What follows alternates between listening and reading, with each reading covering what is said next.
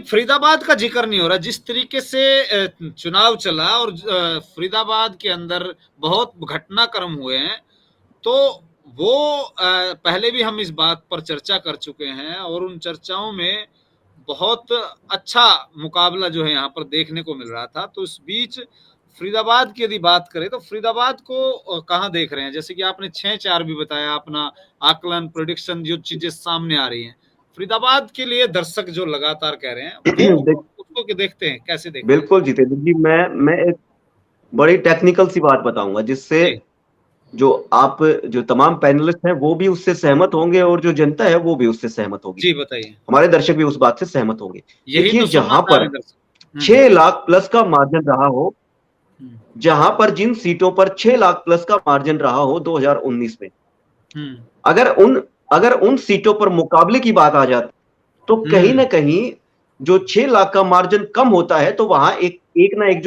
जो पार्टी उस डिफरेंस को खत्म कर रही है उसके बारे में बहुत सारी पॉजिटिविटी आ जाती है कि देखिए 6 लाख का जो मार्जिन है वो कम होना बहुत बड़ी बात होती है।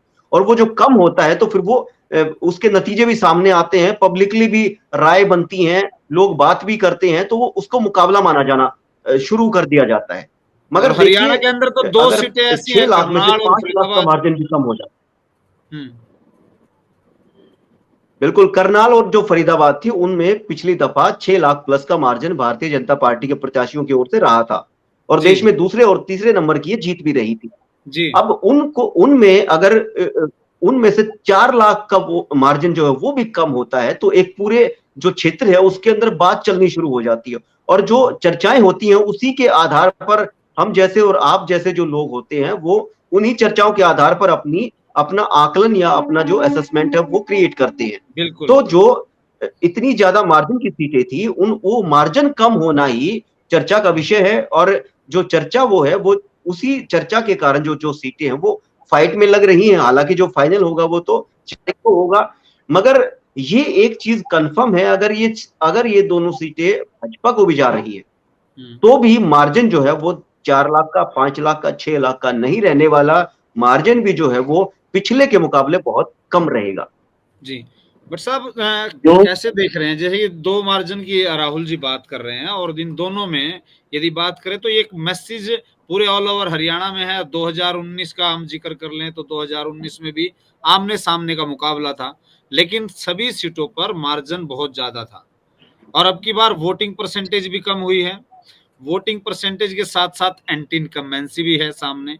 तो इन दोनों फैक्टरों को देखें और पहली विश्लेषण चर्चाओं को देख लें, उनको भी जो है इसमें इंक्लूड किया जाए, तो यहाँ दोनों तरफ फाइट बताई जा रही है। जो देश में सबसे ज्यादा जो है मार्जिन से सीटें जीती गई हैं, तो उसका डिसाइडिंग फैक्टर बात करें तो अन्य 8 सीटों पर भी बहुत ज्यादा महत्वपूर्ण जो इसका असर पड़ सकता है। नहीं, दूसरी सीटों पर तो इनका असर इसलिए नहीं होगा क्योंकि ये 2 सीटें थी जिन्होंने एक रिकॉर्ड बनाया था। सेकंड नंबर पे करनाल की सीट थी और तीसरा चौथा नंबर फरीदाबाद सीट का भी था। अब वजह क्या थी? सबसे बड़ी वजह ये थी कि मोदी लहर के दौरान 2019 में ऐसा हुआ और 10 की 10 सीट मिलने का भी कारण वही था। इस बार क्या है, परिस्थितियां बहुत बदली हुई हैं। जो जाट पिछले चुनाव में 2019 में भाजपा के साथ था वो इस बार नहीं है और इन दोनों सीटों पे डिसाइडिंग जाट कम्युनिटी है। अगर आप वहां पे देखेंगे करनाल में या फरीदाबाद में तो सबसे ज्यादा संख्या ही जाट वोटर की है। करण दलाल कैंडिडेट नहीं बन पाए लेकिन बाद में उन्होंने समर्थन दिया और जिस तरीके से होडल हथीन पलवल में वोटिंग परसेंटेज हाई गया, इट मीन्स के जाटों ने मतदान किया है बड़े पैमाने पे और जाट और किसान इस बार नाराज है बीजेपी से, ये बात जग जाहिर है। ठीक यही पोजीशन करनाल में भी रही है। करनाल में तो कई जगह हमें विरोध देखना पड़ा खट्टर जी का जो गांव में है। हालांकि करनाल में सिचुएशन दूसरी थी कि करनाल में जो है पंजाबी वोटर भी अच्छी संख्या में है, तो उस वजह से यहाँ का मार्जिन जो है ये तो तय है कि कम होगा, लेकिन यहाँ पे जो है भाजपा के कैंडिडेट कोई है। फरीदाबाद में बहुत क्लोज कॉन्टेस्ट है, वहां पे अर्बन वर्सेस रूरल हो गया। अर्बन वर्सेस रूरल का मतलब ये है कि रूरल लग रहा है वहां पे कि सीधा सीधा कांग्रेस को गया है। और अर्बन में अब कितना वोट परसेंटेज पड़ा है और उसके आधार पे कितना भाजपा को मिला है ये देखना होगा। तो बहुत ही क्लोज रहने वाला है फरीदाबाद।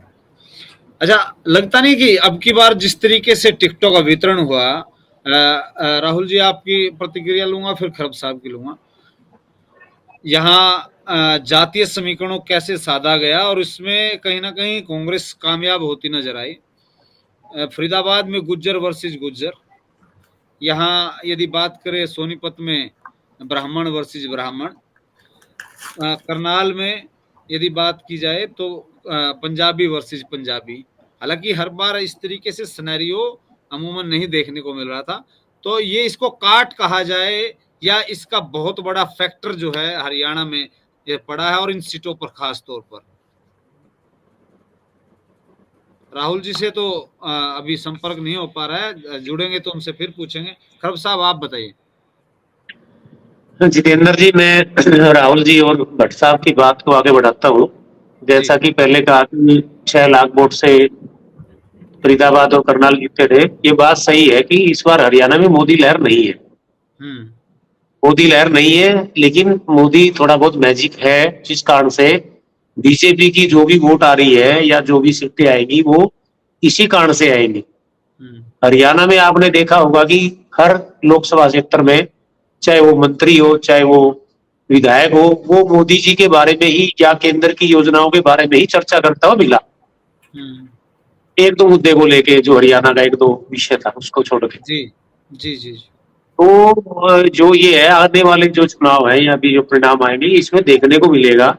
जो नाराजगी वाली बात थी या अन्य जो विषय थे वो सारा देखने को मिलेगा इसमें। बिल्कुल।